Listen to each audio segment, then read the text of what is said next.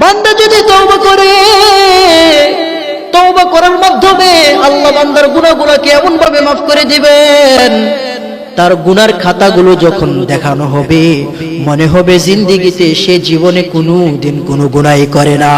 3 এবং 4 নম্বর হলো কলবকে যদি পরিশুদ্ধ করতে চাই আল্লাহর কাছে খাটে দিলে তওবা পড়তে হবে। ইস্তেগফারের মাধ্যমে এবং তওবার মাধ্যমে আমরা আমাদের কলবগুলোকে পরিশুদ্ধ করব। ভাইরা আমার, কাল কিয়ামতের ময়দানে বিনা হিসাবে জান্নাতে যাওয়া ছাড়া কোনো উপায় নাই। আল্লাহ যদি হিসাব নেন, হিসাব দিয়ে জান্নাতে যাওয়ার মতন ক্ষমতা দুনিয়ায় কারো দেয় নাই। এই জন্য যদি আমরা খালেস দিলে তওবা করি, আল্লাহর রাসূল বলছেন আত-তাইবু মিনাদ যামবি কামান লা যামবা লাহ, যে তার গুনাহ থেকে খাঁটি দিলে তওবা করবে আল্লাহ তার গুনাহগুলোকে এমন ভাবে মাফ করে দিবেন যেন সে জিন্দেগিতে কোনোদিন গুনাহই করে না।